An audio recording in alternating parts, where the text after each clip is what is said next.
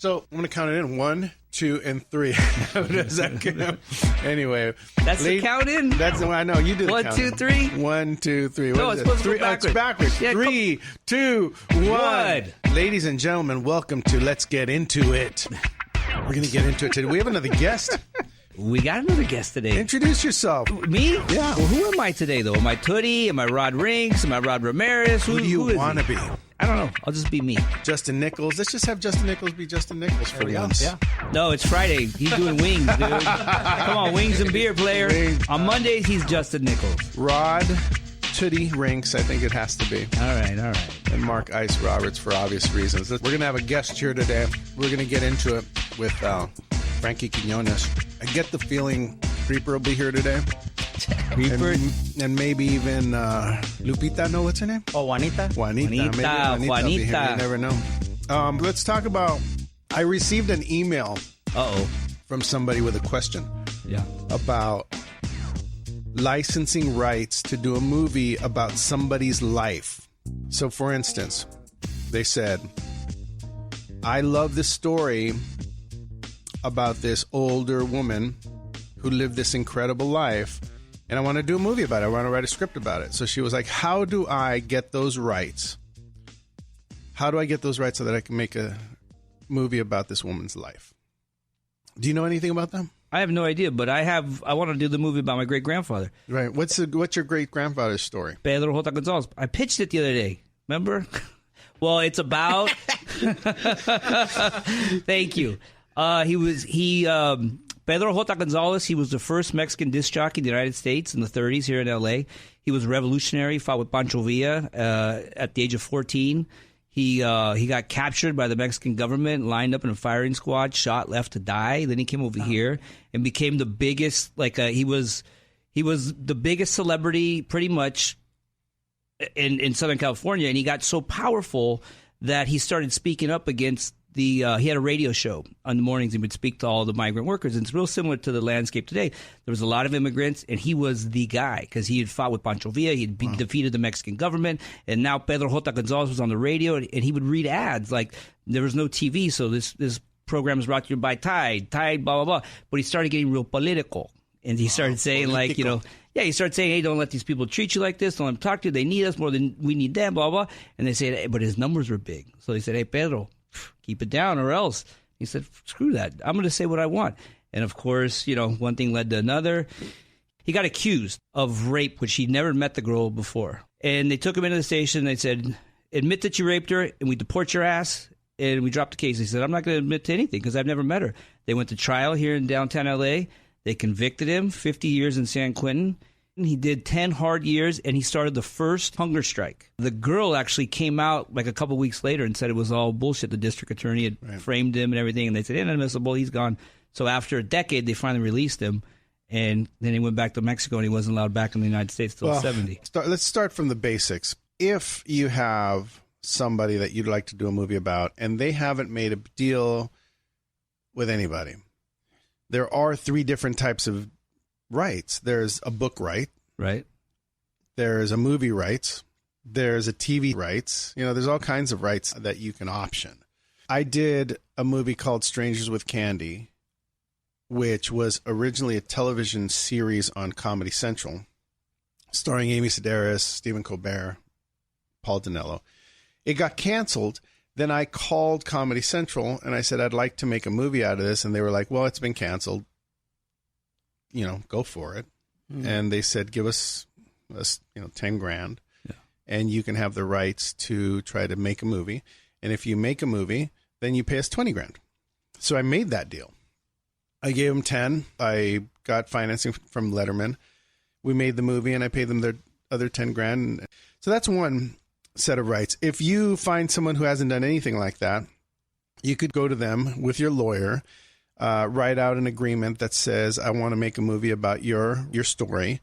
And in that agreement, it says that you can write a script from their point of view about their life and make a movie about it. Once that person signs that contract and you make an agreement, you have the rights to tell their story. So, for instance, Pedro J. Gonzalez, that's my great-grandfather, my grandmother's father. There was a movie made in the early 80s called The Break of Dawn, which was about his life. Pepe Serena, is that how you say his name? He was in it. Pepe Serena. Yeah, he was in it. Tony Plana. There was Oscar Chavez. A bunch of great people. Yeah, a bunch of great people. But it was so far ahead of its time. And there was a documentary made on him called The Ballad of an Unsung Hero, PBS. So now, it being my family and it being made in the movie, do I still have to go get the rights from that filmmaker back in the 80s who made the movie about him? Or can I just go off of my grandmother who gives me the blessing to make the movie about or told through her eyes? If you tell the story through her eyes, you would have to get an agreement from her, and then she would have to tell you the story, and then you would have to write the script based on her perspective. Her perspective, yeah. But the film that was made with him, the film Break of Dawn that was made, in the early 80s, it was a period piece, kind of did like his radio career, where the idea that I have, it's told from Pedro's perspective, if that makes sense, and which was told to me from my grandmother and some of my uncles who were his kids. Which you can interpret on your own. That's what I'm saying, right? You can interpret that. You can tell a loosely based story on the facts as you know them, and that could be yours. And by the way, I'm not a lawyer, so don't take everything I'm saying as like this is how to do it. But I do know that if you have the rights to someone's point of view on a story, as long as they've not made a deal before, you can make that deal and tell your story and do your script. It gets a little complicated. I read an article in People magazine about Johnny Porcher, this cop who fell in love with a sheriff, female sheriff. She fell in love with an inmate, and she betrayed her fiance, and all hell broke loose. Now, I read the article and met Johnny, and we went to DreamWorks, pitched that story, and sold it to DreamWorks as a movie. No script. No script. Damn. Just his pitch and the article. Now, that's nice. It was his life, not the article that we were pitching. Why can't you like have that happen to me? It can happen to you. Believe me, when we showed up that morning to meet with Mark Surian, the president of DreamWorks, I was certain we weren't going to sell How do you it. get a meeting with the president of DreamWorks? Don't tell me you picked up the phone and said, hey, this is Mark Robbins. No, I didn't pick up the phone and just call. Gary Foster, who was a big producer, was our partner. Okay, there we go. But we pitched it, we sold it, someone wrote it. Now, they own that version that they paid for. It didn't get made, by the way. I could still go make the Johnny Porcher story with a different script, as long as it's not the script that DreamWorks paid for. Oh. How long does it take to expire? Does it all varies? If you're making a deal to make a movie, maybe it's a year or two. So the detail here is make sure that the person that you're trying to make the story about does not have an existing contract. And if they do, that it has expired and that it's no longer valid. So should I reach out to the filmmaker who made this movie in 1982? If you're going to make an exact replica of his movie, yeah. No, it's not. Then you don't have to call him. Then I'm good? No, then you're good to go. Then when the chota comes after me, I'm going to you. Ice Roberts told me. But based on what? But based on what? Based on what? They can't come after you for something that you are going to tell from a different perspective. And it's a completely different movie that I have in mind. Think about how many times they've made other stories, different versions. A lot of times a studio will be making a movie about a certain person's life the very same year. Yeah. You'll see Fox is doing a story about somebody, and Universal is doing a story about someone. Well, they're doing it right now. They did a Sharon Tate, and then Hilary Duff did a Sharon Tate, right? Yeah. Yeah, it happens all the time. What's the Tarantino movie he's making? Once Upon a Time in Hollywood? Mm-hmm. Well, that's really not about Sharon Tate, though. But she's in it. Right. But again, like, this is the last example I'll give about this. We'll get off of it. I read an article in LA Times that Bill Plaschke wrote about this young lady who loved the Dodgers and would write about each game every night on her website, and she had one viewer, and it was her mom. Die Hard. Yeah, Bill Plaschke wrote an article about it, and it was really moving and really great. And the Dodgers ended up hiring her to write for them after they found out about her. So years later, I sent the article to somebody, an actress that I know, and said, I think this is a great movie to make. And she said, I agree with you. I think we should make this movie. So we thought, should we contact Bill Plaschke? And then we got a little bit further into the conversation and we realized, you know what? We don't want to make a movie based on the article. We want to make a movie based on her life. So we eliminated the idea of licensing the story from LA Times or anyone like that and went directly to her and said, hey, are your rights available? She said, yes. Now she can tell us the story of how this guy wrote an article about her, and I don't need to pay for the article. Yeah. I don't need to license the article because it's what happened to her. Yeah. Right? It's not about his art, although his article is beautiful. But so look, if you're out there, get a lawyer, find out what rights have been optioned or contractually agreed to, if money's been paid, if it's expired. If the thing is expired, you've got no problem. If you can tell it from a point of view that hasn't been exploited, do that. And then you're going to be free and clear. Bam. That's what's up. We got into that. I wanted to respond to the email because it seemed important to this person. And I just want to make sure that, you know, you don't get this wrong, because you could move forward with a deal like that and have those rights be tied up and do all of this work. Yeah. And then get shot down. Well, you know what I love about you, Robert? Because a lot of people want to tell you no in this business. You just say yes. Where I get roadblocks and I start thinking, shit, I can't do that because this. You go, no, dude, just go do it. There's let the chips fall where they may. There's no no's. And our next guest, next guest has no roadblocks. None. It's amazing. I want to introduce Frankie Quiñones. Hey. What's up, homies? Dude, thanks for being here. No, thanks for having me, man. Thanks for going to lunch. Thanks for letting me hang on to your watch for a year. Yeah. It's like, hey, come to lunch. By the way, I have this podcast. Yeah. By the way, I got your watch. Oh, okay, yeah. There's the lure.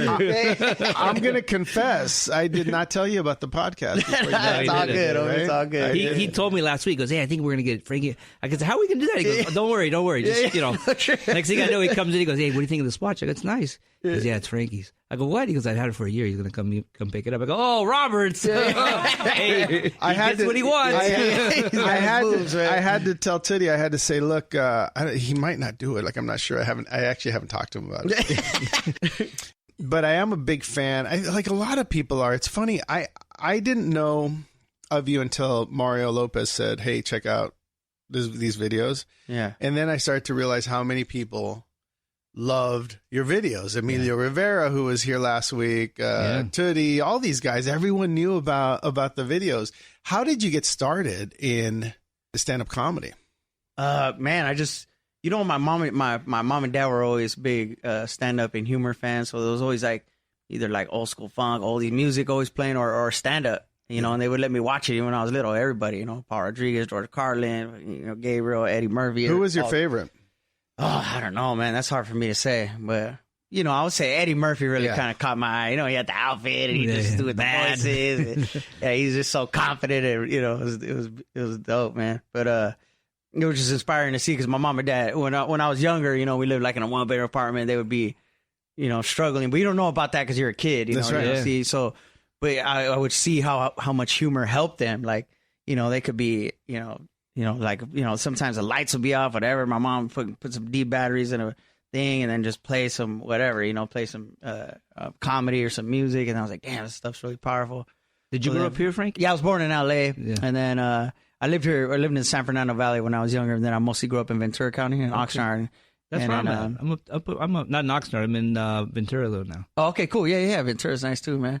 Cost of living, player. More affordable. Oh, yeah. But, man, anywhere in Cali is expensive, man. But, yeah, you want to live right here. But then I lived up in the Bay Area for, I lived in San Francisco for over 15 years. Okay. And that's where I started stand-up, which was a good place to start. And then now I've been back down here for 5 years. In my stand-up, I do a lot of characters and storytelling, did voices for my family. So, naturally, I started, thinking of these characters and building them out. And then I started making sketches, the first ones were, not that good, but, right. But, like the first Creeper, what I did was maybe I was telling you at lunch, it was 8 years ago, something like that. And, it was kind of over the top cholo stuff. And then he finally got honed into almost a believable real person. Some people still to this day, oh, fuck, I thought that was a real person. man. I saw one of the early ones where you were up in a tree and there was like a confessional thing with with a white couple and they're like, we don't know what happened. Yeah. And you were acting almost like crazy, like you were an animal or something. Yeah, because that was Cholo Whisperer. So that was a Cholo Whisperer. That's right. So he got rescued from the CRS, the Cholo Rescue Services, and his family rescued him. But he was, he was wilding out. He just got out, homie. So he didn't know how to, and then these people helping him, he didn't know how to receive the help. So they had to call in the Cholo Whisperer to help it out. That's right. And so that video did all right. It got up to like 500,000 views. So people were like, oh, you got to make another one. And I was like, dang, well, what's the next step for this guy? He's got to get a job, he's going to have trouble getting a job. What's he going to do? And in that video, Cholo Whisperer, he's doing a little bit of yard workouts, a little bit. And then I was like, oh, I know he could teach a workout class in the backyard, and just invite, And so then that's when we put out Cholo Fit. And which was kind of funny because we were just at the homie's house and then people just happened to drop by. My dad came by to drop off some, tamales that I asked for the thing. And I was like, hey, can you guys just step in here real quick? We're going to shoot this thing. And it was literally like that, man, just mostly improv.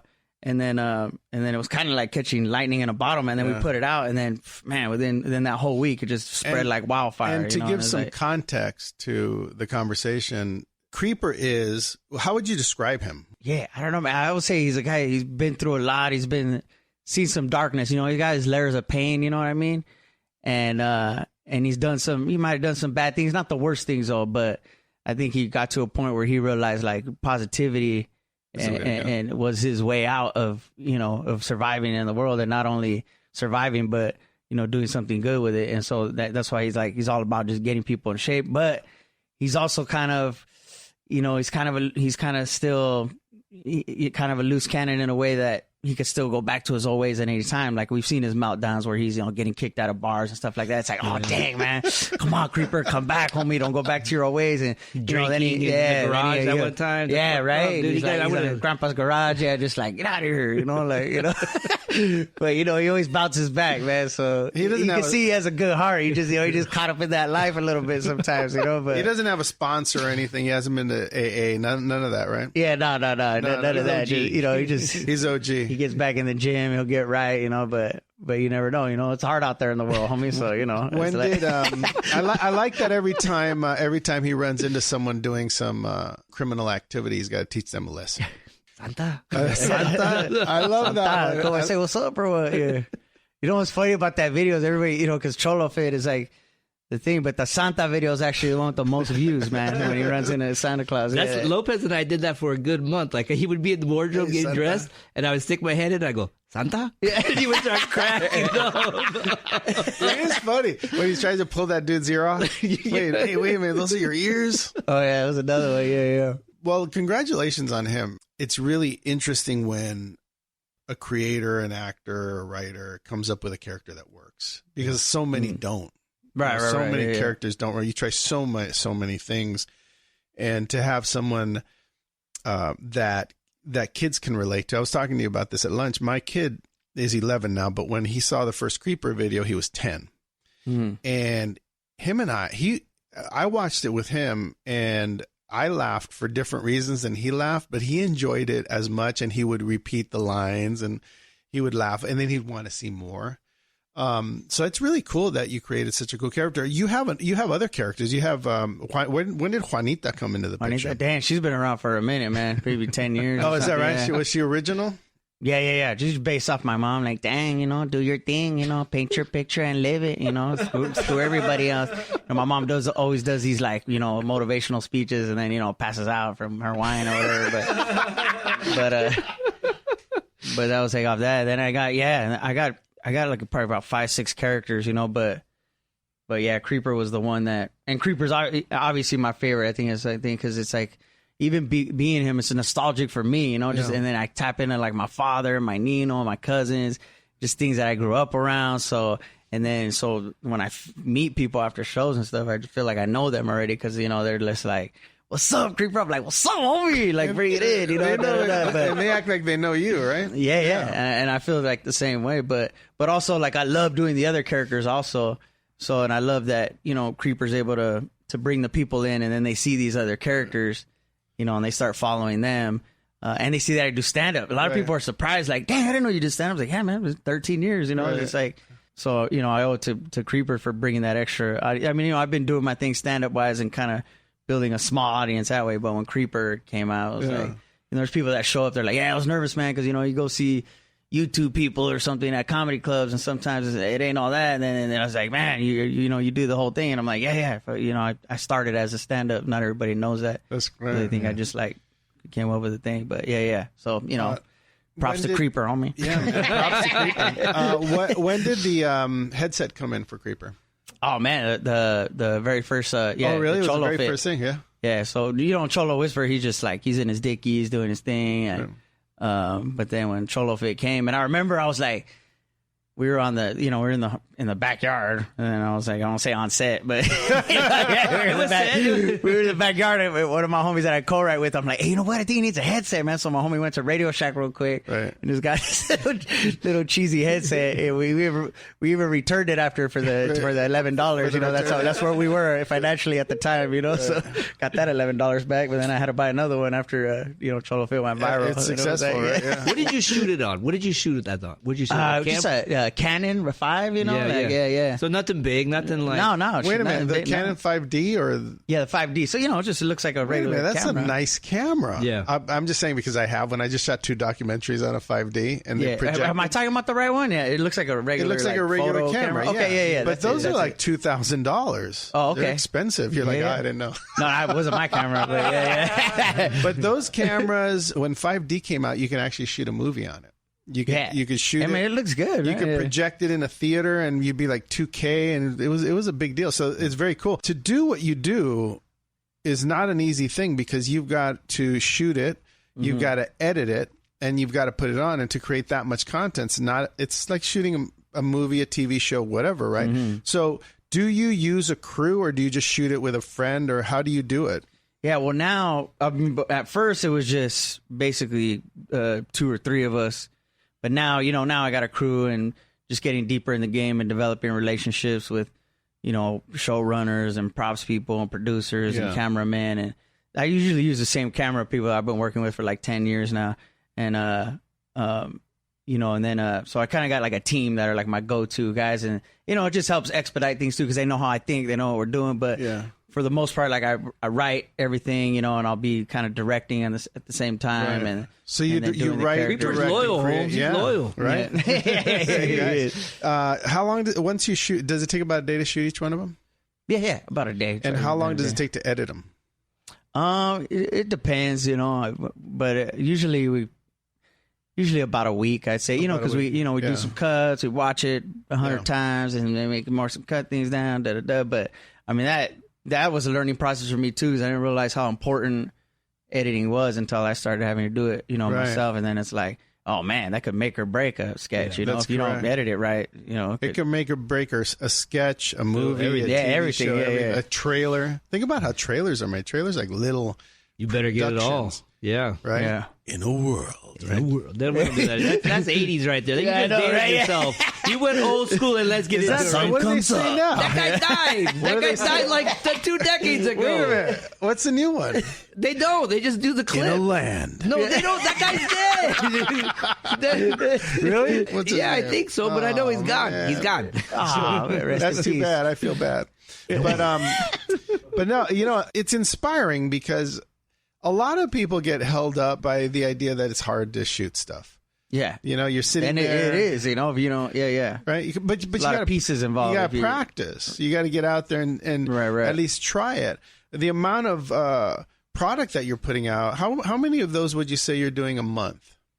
Oh, man. I mean, really not that many, I say. It depends. Some on a busy month, we're doing like, 4 or 5. That's like a lot. But, I think that's a lot. It is a lot. Just mostly like scheduling and stuff like that. Because if you think about it, you're shooting it, then you're editing it, then you're putting it up. Was the very first video you did about Creeper, did that immediately go viral? Was it like an immediate thing? No, well, I put one out with him like 8 years ago, like I said, and it was on the Cholo Whisper kind of thing, but he was I just needed to get better, and that was like a thing. So we took that down. You can't find that anymore, and then we redid it. That was like 5 years ago. We redid it, the Cholo Whisper, and that one, which is the one where you saw him in the tree. And then everybody was like waiting. So like it was like a whole another year after that. And then we did, Cholo Fit. Right. And then that took off. Yeah, man. And it was funny because I was doing a web series with some friends of mine on some dry, subtle humor, something totally different. Yeah. And then we sold the pilot to TBS and they picked it up. Wow. And then and I was literally, I was busting tables. That was with Cholo Fit? No. It's totally different. Dry, subtle humor. Got it. I'm playing regular Frankie, with some, a white dude and this Armenian guy. And like, it was like we were just getting these weird situations almost on some like Larry David-ish kind of Wes Anderson kind of vibe that kind of tip, And so I was delivering sandwiches, man. And, in my 30s. Yeah. Like, fucking, I was just like, all right, man, it's going to happen. Come on, comedy. I was like that scene Vergüenza of the family, like, get a job, get a real job, and da-da-da. And I was sleeping on couches, and I'm like, no, it's going to happen. I'm telling you, I believe it in my heart, and everything. And then, and literally that day, I was on my way. I'll never forget this, man. I was delivering some sandwiches to these college kids on the UCLA campus. Yeah.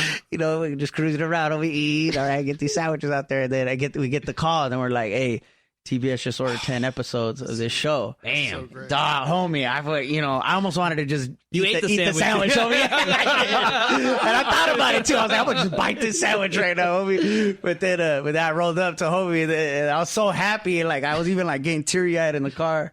And I rolled up and I said, hey, homie, you're my last delivery. And it was like some dude, Chad. He's like, all right, dude, whatever. Fucking, thanks for the sandwiches, brother. Sandwiches on me, eh? He totally thought I was lying, probably, But yeah, that way the car was crying, called my mom and dad and everybody. And then, were they excited? Yeah. Oh, yeah. They were pumped, man. And then, but that was funny because that happened, and then literally like probably less than a month after that, we put Cholo Fit out because we were already working on it. Oh, so it just started snowballing. And then boom, and then nice. So people were like, "Oh man, I hope this leads to things." And they didn't realize at the time because we weren't allowed to announce it yet or nothing, but we were already starting to work on this sitcom, man. It was happening, and they built a replica of our apartment in the stage in Burbank, and it was time to get to work, homie. Right. So.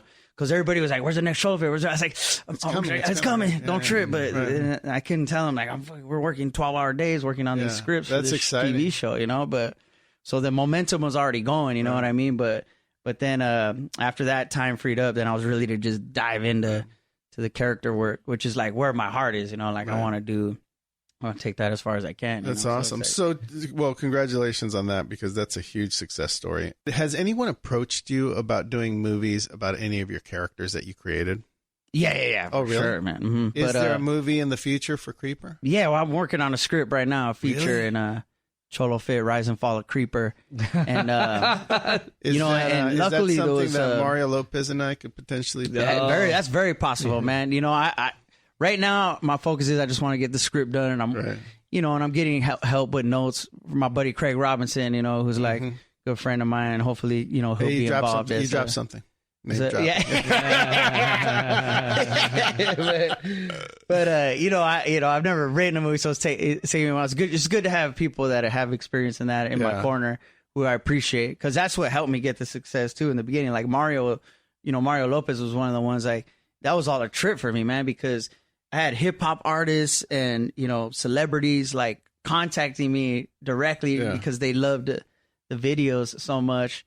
And then they were even diving into other characters like, Afradushi, my party guy, and Juanita Carmelita. And they're like, dang, you got all this. Like, dang, what's up? It really helped me out and gave me some self-confidence, because I went from, like I said, just trying to make ends meet to now you got Mario Lopez like Sandwich reposting delivery. my video on his Instagram, There's like familia texting me like, hey, Mario Lopez just tweeted a video or whatever it is. And I'm like, dude, what a trip, what's man. Up. Yeah, I know. Like, that's what's up, homie. That's really cool. But then there was even like Paige Hathaway, she's like a big fitness like star. She reposted the video and she don't like, there's these people that don't like repost videos. They just post like their own stuff. Yeah. They were like so into it, and I was sending all these people big thank yous. Like French Montana's people flew me out to Vegas to surprise him on New Year's because he loved Creeper so much, dude. It was crazy. Wow. And I came out and surprised him. What's up, homie? And he's like, oh, what? Like, to see like these stars being starstruck, like something that crazy. It was just like, it was mind blowing, man. It was an exciting time. It still is exciting, cool. But I'm just saying, like, but it's still fun. Oh yeah, man, it's fun. I'm always just trying to show different levels and different sides to all the characters, and Creeper to just, that's why the Santa thing was so good, because it wasn't a workout video. It was just, it showed an emotional side to him. So it was like, that was when a lot of people were starting to hit me up about, dude, you got to do a movie. That looks like a scene out of a movie. You show me. It could be a Christmas movie. By the way, we're talking about the Santa video. Did you do more than one Santa video, or was it just? I did. Well, I did another Christmas song. It wasn't as good as a Santa one, but he runs into the elves. Right. Yeah. But thinking big and dreaming big, there's inspirations like, Ernest, or like, even like Larry the Cable Guy, or like if I could make the first successful Cholo Fit or Creeper feature, then we could tap into that, Creeper saves Christmas, Creeper Halloween. Yeah, Creeper, dude, I think he's capable. I think he's very capable. Well, I think it's bigger. I think more like Rocky Balboa style player. Come on. Well, I think you've tapped into the imagination from kids to adults, which is really cool. And I think when you have something like that, you got to give the world more. You're probably going to write a great script. I mean, I found that comedians are the best writers anyway. Oh, right on. Man. I'm just going to throw it out there. I lost 40 pounds in 8 weeks, player. That's right. From tubby to tootie. We documented it on Extra. I got up to, I was 170, and then we went on an affiliate tour, me and Lopez, and then they said, hey, would you be interested in like doing like a weight loss thing? And I said, hell yeah. And so we were on the East Coast, and Lopez said, Tootie, you should get as fat as you could possibly get. I said, all right, let's do it. It was around the holiday. Let's do it. Okay. Dude, I got all the way to 201. Oh, yeah. Wow. And then they said, okay, now you got to lose the weight. But no, I went from 201 to 161 in 8 weeks. That's what's up. 8 weeks? That's what's up. Hey, I was on the creeper tip. Gained it all back. Gained all of it back. No, I'm about 2 pounds under 201. Come on, give me a break, Nichols. It's funny, man, because I catch myself. I got to stay in somewhat shape, too, or else, like, Creeper can't be all out there like that. You're going to be back in your grandpa's garage. What's next for you? What are you doing? Man, I'm trying to finish that script, and then we're working on this show called Victor and Valentino on Cartoon Network. Do a few voices on there, and just got picked up for another season, so I've been working on that. And then I've been touring a lot right now, so we're hitting the road. I got a little break right now. We just finished a 6-week run, but now we're about to hit the Northwest and then hit Texas and hit, the East Coast and all that. And I mean, you're an awesome success story, dude. Yeah. You're a really cool success story. I think it's very cool that you came in here to talk to us. I think a lot of people could appreciate that. You can come from wherever you're at, and if you have ideas and you have a drive for being funny and entertaining people, it could be done. Yeah. Oh yeah, homie. You could do it. Could we have Creeper on for a sec? Yeah. So Creeper, dude, amazing success. Congratulations on all you're doing, dude. All right, homie. Thank you. I appreciate that. Can you impart some knowledge, to the people that are listening to you that are your fans? Oh, homie, I just say, hey, thank you for the support or whatever, because it really means a lot to me, homie, because without you, like, who knows where I'd be, homie? I'll probably be out there wilding out, or maybe, back in my 1-bedroom apartment and everything. And I don't want to live like that no more, homie. So, just stay positive. Keep doing your thing. Thanks for representing for Cholo Fit. Because I'm going to keep representing for you, homie. That's what's up right there. That's really cool, man. What about the haters? What do you have to say to the haters? I mean, homie, do something better with your time, man. Focus that energy. Don't wait. It's a waste of time, homie. You know what I mean? To just hate. Whether you hate on me or somebody else, but actually kind of sometimes I'm grateful to provide that, because sometimes haters, they need to hate to get through their day, and it's like, hey, if I'm out there and I'm something that you can hate on, like real haters, they feel good about it, homie. Like they'll say something negative online, like, hey, fool, you ain't nothing, you're a disgrace or whatever. And then they feel good, like, dang, I told that fool, I'm gonna go make a sandwich now. Like, all right, cool, move on, and it's like, dang, congratulations, but that's kind of sad or whatever, So, but just try to find more love in your heart and just like direct that negative energy, do something good with yourself, homie, because I'm sure when haters hate, they're like holding up a red flag, homie, or they're just holding up a flag that just says I'm hurting, so please, help me. So, hey, quit hating, quit hurting, and do something good, homie. That's what's up. That's a good message, man. That's a great message. That's a gift, bro. That's a gift. And what's Juanita up to? What's her story? Oh, she's just doing her thing, like working at her salon, trying to just handle business. That's what's up right there. So, Juanita, do you do nails? Do you do hair? Like, Yeah, I do hair, I can do some nails a little bit, but mostly hair. Yeah, and I just got my man on check, we're connected on the Google's calendar, so, I just keep an eye on him and I keep it moving, Dude, I did a surprise attack visit on you. Yeah, that brought you up here. You didn't know? You didn't know? But thank you for coming up. That's skills right there. Hanging with, it is, dude. It is. Thank you for hanging with us. Thank you for... Oh, thanks for having me, man. Appreciate it. For inspiring some people. I'm glad we got into it. We got into it about a lot of stuff. We got into it with Creeper. We got into it with Juanita. And you heard it here, man. We might be producing your movie. Hey, yeah, you never know. I'm not going to commit you to anything, but don't forget, I can lose weight, player. Creeper challenge. All right, well, ladies and gentlemen, thank you for being with us today on Let's Get Into It. We got into it with Frankie Quiñones, and if you want to see Frankie Quiñones, dude, you can go to YouTube. You can go to where can they find your videos at? Yeah, man, just go to YouTube, type in Frankie Quiñones or The Funny Drop or Cholo Fit. But if you don't know how to spell Quiñones, you just put Frankie Q. I'll pop up in there. You got to go, man. It's too good, too good. Well, thanks for being here. We'll see you guys next time on Let's Get Into It. Thank you, guys. Damn, my jaw hurts. That was so happy, right? We've never had such a happy one.